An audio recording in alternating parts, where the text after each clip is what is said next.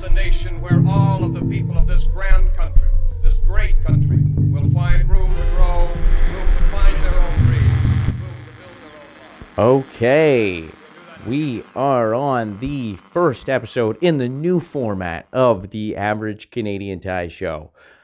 And I am revved up. I don't know about you guys. However many of you are there out there, I'm not 100% sure, but it doesn't matter because we're getting into this one way or the other. I got a new microphone, new setup. It should be a little bit better in terms of audio quality now. I don't know how much better because it's not a massive technological upgrade, as I just picked up a microphone, sort of one of those little tiny little microphones that you plug into your phone, which made it so I can be away from my computer so there's no more hum at the least. And from the test that I did do, the vocals did sound relatively clear.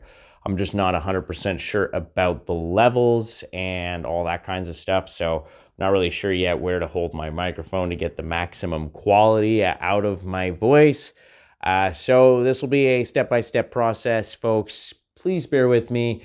The content will be worth it, I assure you, as the stuff I've got planned for this month is actually pretty crazy. Got a lot of work going into it right now. Like, I am round the clock working on this stuff, guys. So, even if there's not a big audience here today, the future audience will be able to come back and take a look at some pretty darn good stuff if you ask me. All right, so basically the way that this is going to go, since this is the first episode of the Average Canadian Tie podcast, leading up to the Philosopher, Stoned, Outspoken Citizen X, and the Lab, is basically I'm going to let you guys know sort of what's to come, what the Philosopher Stone's content is going to be, the subject matter that you can look forward to, and I'm also going to explain the Outspoken Citizen X, of course, and the Lab. And from there, you guys can decide which of the segments you'd like to tune into. Now, the Philosopher's Stoned will be published on February 9th, and Outspoken Citizen X thereby 7 days later on the 16th, and then another 7 days later on the 23rd, you will get Outspoken Citizen, the Lab, and then 7 days later, the summarizing and sort of tail end the Average Canadian Tie podcast show, which will sort of summarize, talk about, and more freely speak about sort of maybe a common theme between what we've talked about for the month or whatever the case may be. So there you have it. That's the system. That's how she's all going to play out from here forward. So hopefully you guys think that that's a pretty good system. I think it makes it so that, you can tune into the subjects that interest you. And that way you don't have to sit through a full show of, philosophy, morality, ethics, politics, art, movies, music, and, whatever else it is that I'm discussing. And, maybe you only wanted to be there for the music aspect or the movies or whatever the case may be. So I'm going to force you to listen through to a bunch of stuff that you may not want to listen to. But if in the process of engaging with the podcast, you come across some of the more deeper and finer elements of life that you'd like to engage in, hey, so be it. You've got the access. So at this particular point, I basically just want to jump into talking a little bit about what we're going to be covering this month. So first and foremost, we are covering in the Philosopher's Stoned. There's going to be a few sections here, just to let you know. I know we went over a little bit of it in the inaugural month there, just to discuss what was to come. But in the Philosopher's Stone, we're going to have a segment or a sort of sub-segment called Philosophy 101. And Philosophy 101 is going to go into various different sort of philosophical notions, ideas of morality and ethics, things like that.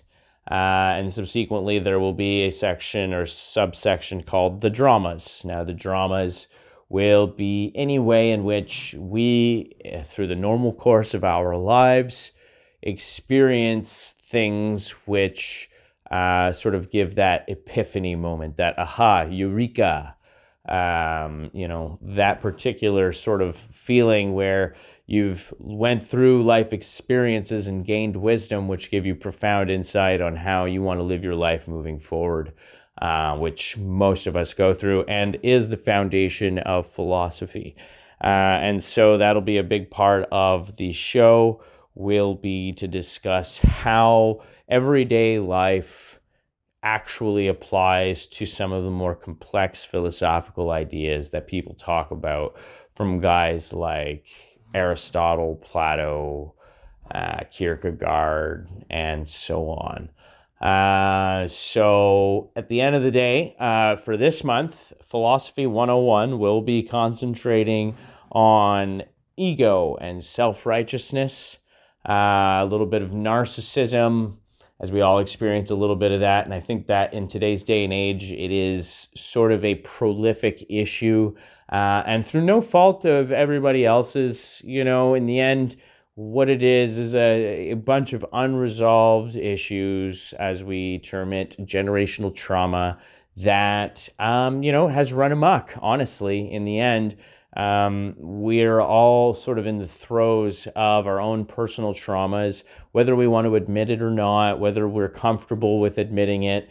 Some people have a tremendous sense of pride in themselves and don't want to be viewed as weak, and so they're unwilling to sort of concede to the emotional issues that reside within. And by all accounts, really, anybody who's ever addressed those emotional issues within have always said that it has only made them stronger in the end, and only showed the virtue of strength by allowing themselves to process it. So anybody who's listening to this, if you're struggling with that notion of, having something pent up inside, and you don't want to let anybody know that you're weak, and you don't want to talk about it because it would reveal a weakness, and you don't want to take your weakness and have somebody crush you. It's not weak, okay? First of all, we all go through things. Every single human out there has issues and feels certain ways. And the ability to actually confront those things is strong. When you try to think about those thoughts, it's difficult. You don't want to do it. You run from it because it's more powerful than you, and you're scared. You're scared and you're fearful of how you feel inside, and you run from it. That's powerful. And to be able to defeat a powerful enemy, that takes strength. So don't discredit yourself when you try to tackle your demons, because really when you're doing that, think of it genuinely as a demon that you are fighting, and that when you fight it, when you do the things that are required of you to address those demons, you are actually taking up your sword and shield and putting on your armor and fighting your demons. And that is a courageous, brave, and strong act, and that makes you a better human for doing it. So in the end, I just want to encourage everybody to address those things about themselves, as well as myself. We all have work to do, every single person. Nobody's perfect. Even people who will, like myself, tell you these things have things in which they need to follow their own advice. I'm not a hypocrite by any stretch of the imagination. I know that I have issues that I need to work through, and we all do. There's no holy man in this world. There's no perfect person that will be able to tell us this. We all have to cooperate and recognize that we're each damaged. And when somebody's giving us this message, even though they themselves have gone through things, they are trying to put a foot of foundation down on the ground for everybody else to stand upon with them. And if we cooperate, we can actually build a communal platform and foundation for us to stand on together. So that's what this is about. Nobody should be pointing each other's finger at each other and telling them why they're a terrible human being or whatnot, if they're making a genuine effort to try and improve themselves. Because we will be creating self-fulfilling prophecies if we continue to do the finger pointing, the blaming, and the holding each other, quote unquote, accountable for our actions. Most people, even narcissists, know exactly what's wrong with themselves. They know exactly those things. Holding them accountable, they're holding themselves accountable. The consequences of their everyday actions of running from themselves are their accountability and is their personal hell that they have to live with through their life. And in order for us to benefit from each other in the maximum way in our cooperation in a community, we should be trying to lift people out of our personal hells. We should be trying to motivate people to do better and improve. And that's that's what this podcast aims to do, is to stand on a place of, hey, look, I'm just as bad as the rest of us, but you want to know what? I do have observations, and they are valid, and so are yours, and everybody else has value just as much as I do. And that's why we're going to be getting as much listener engagement on this podcast as I can get going. But anyways, back to the plot at hand. The Philosopher's Stone is going to have Philosophy 101 and the dramas. So we'll be covering things of that nature, and as well as any type of throwovers. So if there is a subject from one of the other two shows that maybe got a little bit too philosophical for the moment, that was more entitled to go towards the Philosopher's Stone, we would throw it over, and then we would do like a throwover aspect on the Philosopher's Stone. Also, I kind of determined that Social Clusterschmucks would be sort of a interbrand sub-segment, because as I'll discuss in a little bit, I've kind of discovered that some of the social cluster schmucks we come across will have subject matter that doesn't necessarily fit Outspoken Citizen X specifically. So when it comes down to it, I'm going to make sure that there's probably an example of some of those across the board, and that'll make it a little bit more interesting. There's a few other little ideas that I have for the Philosopher's Stone to come, so you just keep your eyes open for that. But following the Philosopher's Stone, you're going to be seeing, as I mentioned, the episode of Outspoken Citizen X, and that will come on February 16th. Now, this month's Philosopher's Stone is quite a doozy in the first place. Like, you guys need to really keep a lookout for that, because, I cover totalitarianism, anarchy, partisanship, politics, and ego, and all that kinds of stuff. So that's bound to be exciting. And then interestingly, I love how this is all going to complement each other, you guys. It's going to be an interesting little 1-2 punch in this one. We're going to be doing a special first episode of Parliamentary Beaver Dam.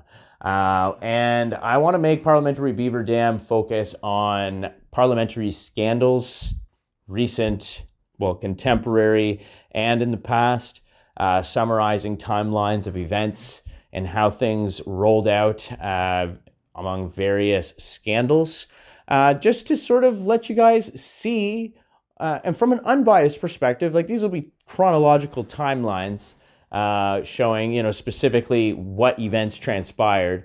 I may add, obviously, some commentary, but at the end of the day, I'm also going to have a Beaver's Corner segment, which will allow the beavers, you don't have to be a beaver, you don't have to be Canadian, right? Beavers are a national animal, but you don't have to be Canadian, but it'll be a spot for viewers to submit their commentary, to which I would have to reply to. So if there's anything you want to add to any of my episodes ever, you can submit that over and I will comment.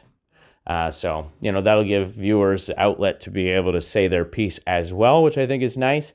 As well, there will be some streeters and stuff. I'll go around asking people. So this won't be just a one-way dialogue, but one way or the other, I'll be going through these timelines and explaining sort of my piece, what I think of them, what's going on. And for this month on the Outspoken Citizen X, we will be covering one of the most fun recent scandals in recent memory, and that is the SNC-Lavalin affair.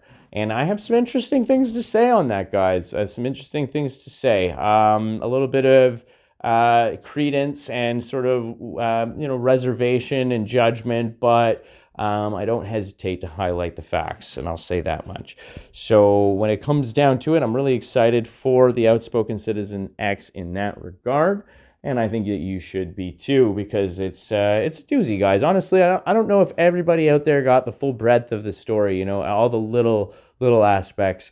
And you'll be hearing some sound bites from the House of Commons and different questions and things like that have happened, and little bits from different news press releases and things like that. So you just keep an eye out. That should be a pretty big eye opener. I'm also going to be doing a section called Meme Attack.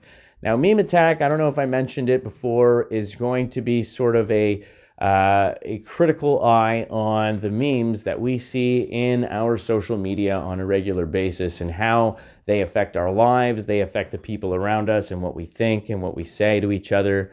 And because I think that that's an actual important thing that we start paying attention to and being a little bit more critical about on a sort of more objective and I would say not peer-reviewed, but like on a basis to which we're all sort of engaging together on it. There's a word I'm looking for, but I'm missing it. That's okay.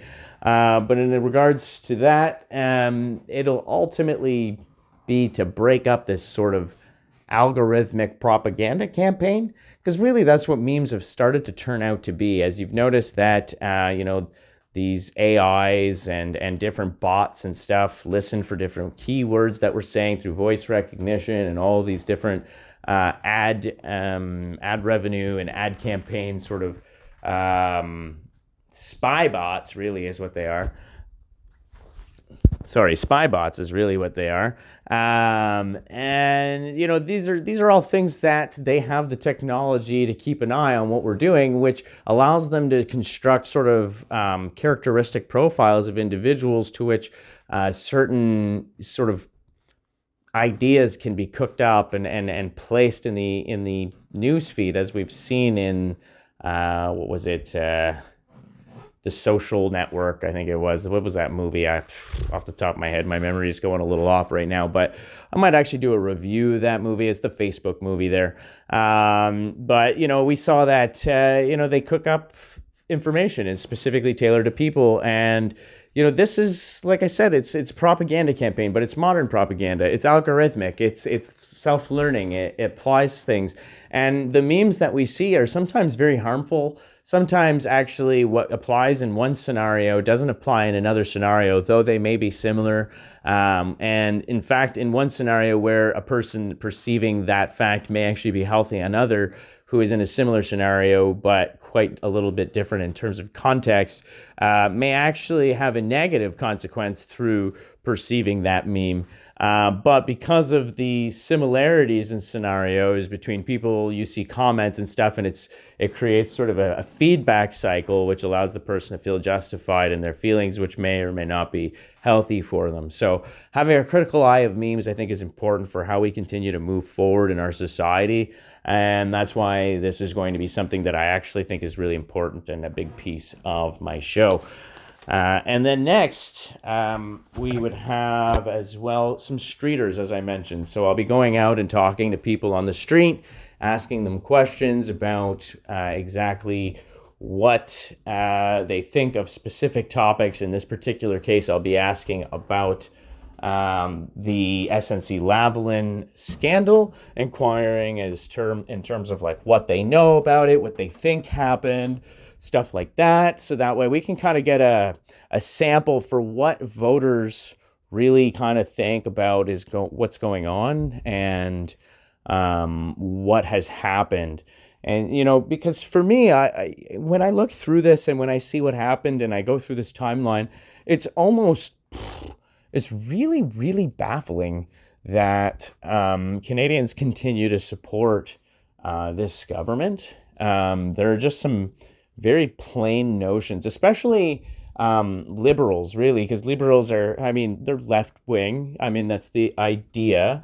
I don't really agree with the left and right sort of dichotomy. I think that left and right isn't exactly the best way to measure things, but that's for another conversation. But irregardless of that, most people still identify with that paradigm. And those who do identify with that paradigm, they're anti-corporation. Usually they're anti sort of capitalism in many cases. And yet somehow, some way,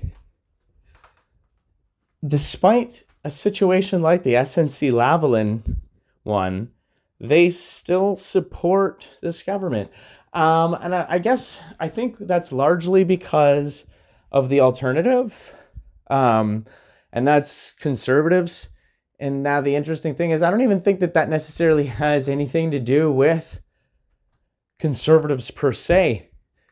I mean, yes and no. Obviously, I think that their branding and stuff and the way that they convey themselves has been difficult because of, and I'll say this, Donald Trump. I think Donald Trump has really hurt the conservative brand, and I'll say that loud and I'll say it proudly.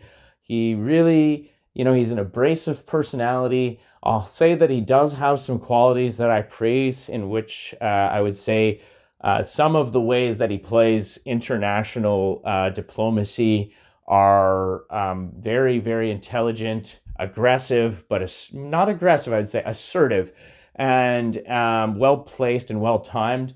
But then in other regards, he's extremely irrational, erratic, and completely abrasive about the ways he does certain things, which require tact and require more of a considerate and humanistic approach. And that really tarnishes any positive, in my view, that he has conveyed, simply because of how it has stoked anger and partisanship between left and right paradigms. As I said, I don't necessarily agree with the dichotomy of left and right, but when you have politicians who make it a stark contrast that sort of really draw the line in the mud for everybody, that in a historic context, almost like anthropologically, it just creates a sociological situation where people have become opposed to each other. And that is sort of entrenched society sociologically in the ideas of liberal and conservative, or Democrat and Republican, And at the end of the day, the conservatives have had a hard time escaping from that, because the electorate, the people who vote, have come to attach sort of Trumpian ideas to conservatism, when it is a lot more of a nuanced sort of approach. There's a lot more to conservatism than being this in-your-face, anti, some contrarian personality who constantly goes against things. There's a lot more in terms of being a leader, than just specifically and only standing up for what you think is right. Because really, in any scenario, if you do that, you're a zealot. You know what I mean? You're being zealous. You're being overbearing. That's a totalitarian sort of like authoritarian approach to politics, which isn't healthy for anybody. It doesn't get anything done. We exist in a world of democracy because we've learned from those histories and the ways that those things have been done in the past, that it turns out not good. And so compromise has been an ingrained aspect of our society, and that's actually something that, as generations have continued, we've lost touch with. I don't think it was an art that was taught very well, is compromise, because almost nobody's good at it. And that's one of the big things that I'll be talking about here. So anyways, I've gone a long time into talking about Outspoken Citizen X. So there's going to be a lot going on talking there. I'm also going to be asking about, well, you know what? There'll be some surprises. I don't want to leave some surprise to things. So for the episode of The Lab, which, as you guys might already know, is movies, music, arts, entertainment, culture, that sort of stuff, I'm going to be doing a movie review, 2 movie reviews actually, of Citizen Kane. And might I just say, epic movie, guys. Epic, epic, epic movie. Like, it is from the 60s. It is an old black and white movie.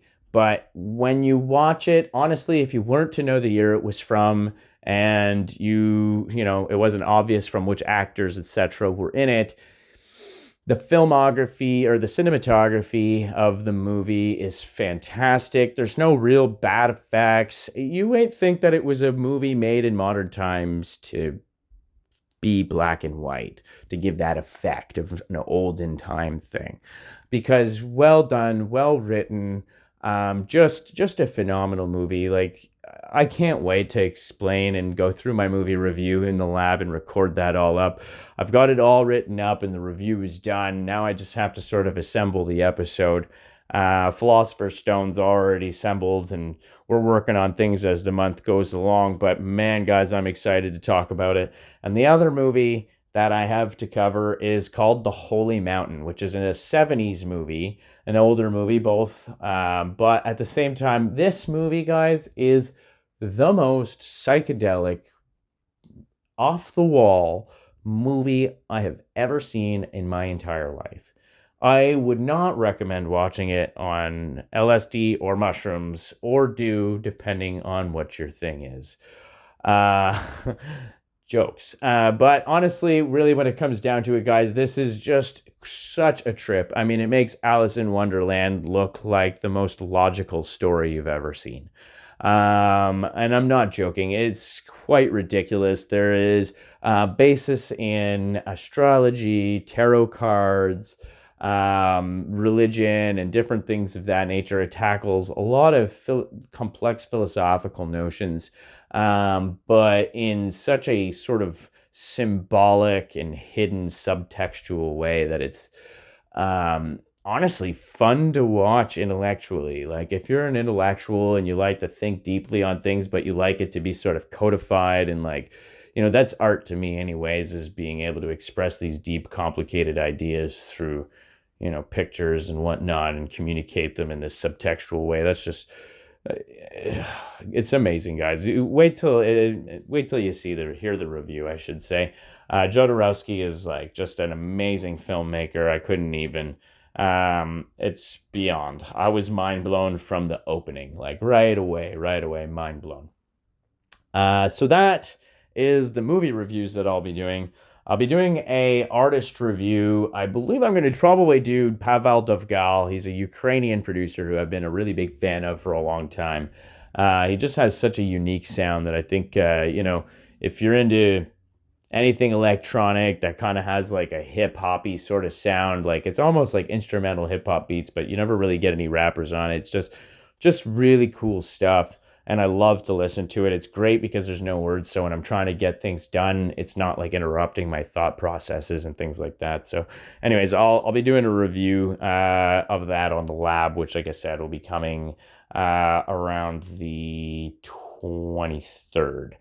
Now, interestingly, the first social cluster schmuck of the lab is coming, and I never really thought that we'd be getting a social cluster schmuck on the lab because it's like music, movies, and arts and sports and stuff. But the first social cluster schmuck centers around the star player of my Anaheim Ducks and a altercation he had with another player on the ice, Stecher, who's a former Detroit Red Wing. There was an altercation that led to Trevor Zegras having a 10-minute major from saying extremely inappropriate contents to Stecher.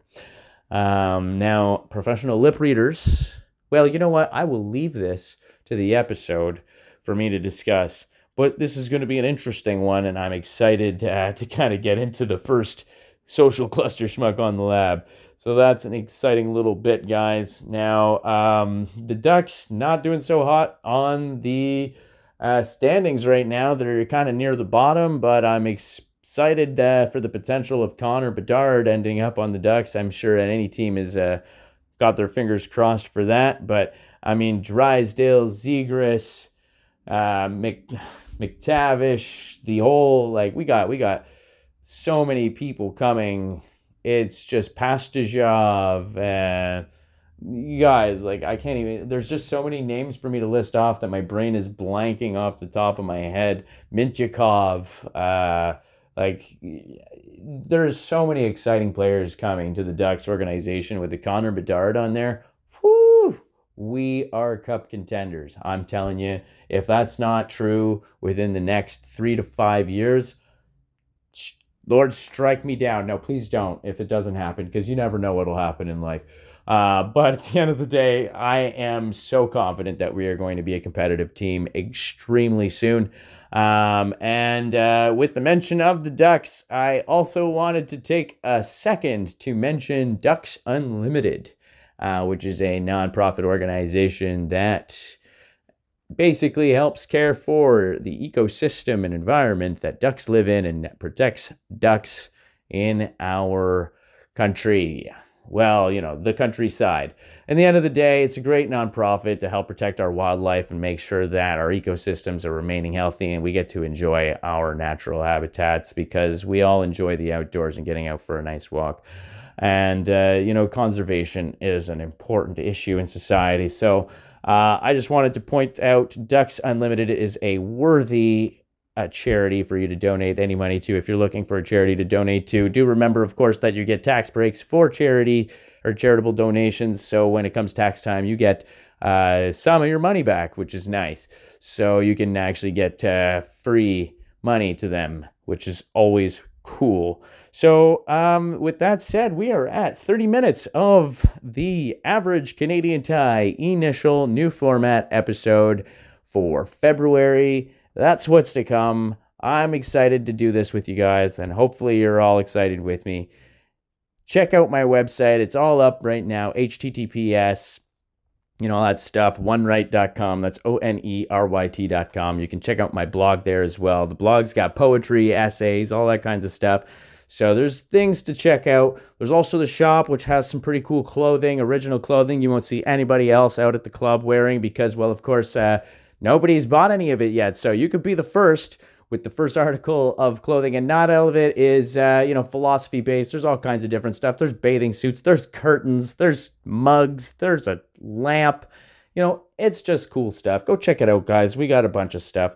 And I'm hoping that I'm going to be registered to an affiliate program coming up, so there may be some advertisements. If anybody has any feelings about that, let me know. But, one little advertisement here and there couldn't hurt, could it? I don't know. We'll see. Well, hey, thanks a lot, guys. Enjoy the rest of your day and the month. Take care.